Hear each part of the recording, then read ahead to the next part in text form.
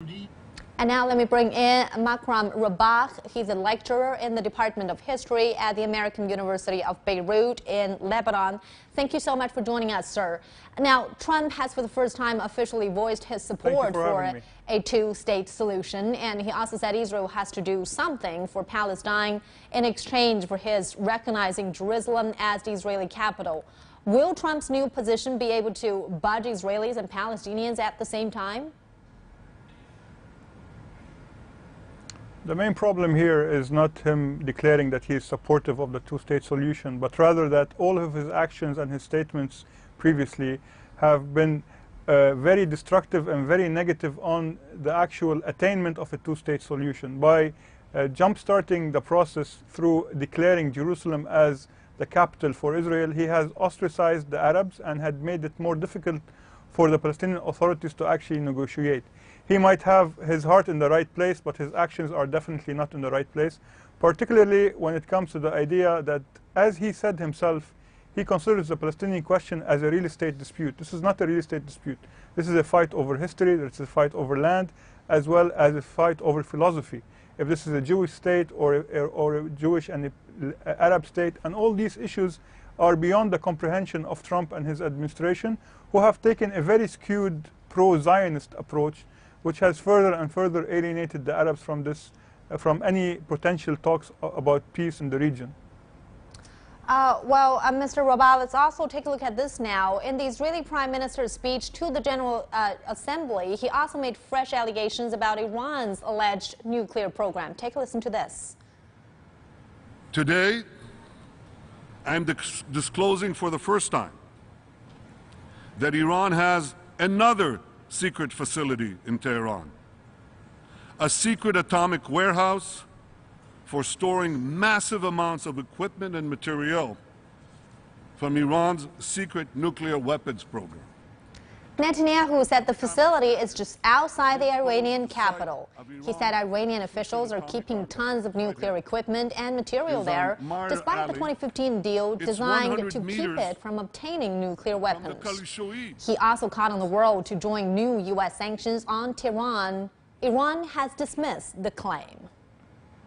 His fallacies in his statement confirm his pathological tendency to tell monstrous lies and distort reality. This is to distract the attentions from his regime's inherent cruelty and brutality against Palestinians. Exhibiting some photographs of Google Street View today, the Israeli showman claimed that discovered new nuclear facilities in Iran. Instead of such fabrications, he should stop threatening Iran with nuclear annihilation.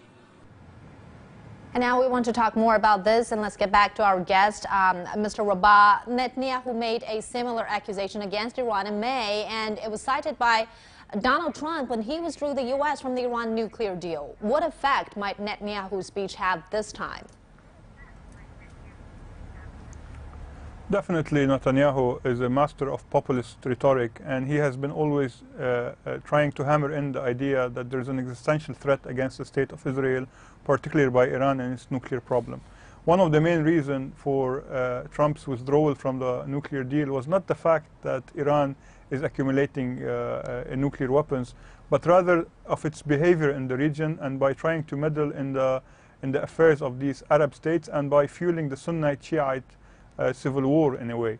So I think Netanyahu, by taking the pulpit at the UN General Assembly and by trying to parade as a peacemaker and trying to portray the Iranians as bad guys, this is technically what he has been doing for the last 10 years. The problem here is by not negotiating real peace with the Palestinians, he is empowering the extremist elements within Palestine and within the region. We know for a fact that all of his acts and his declarations empower Hamas and make the Palestinian authorities and Mahmoud Abbas even weaker. And Trump has been aiding him in this perspective. And we also know that Netanyahu himself has a lot of problems within Israel. He has a lot of corruption allegations, and he always tries to go on the offensive by accusing Hezbollah, who are technically accumulating weapons. True, they are accumulating weapons, but the main issue, without going to the peace negotiations and negotiating a real and lasting peace and a viable peace, the issue of the Palestinian-Israeli conflict will never be resolved, and extremists such as Netanyahu or Iran will pursue their control over regional politics. Thank you so much, Mr. Makram Rabah, for sharing with us your insights on this.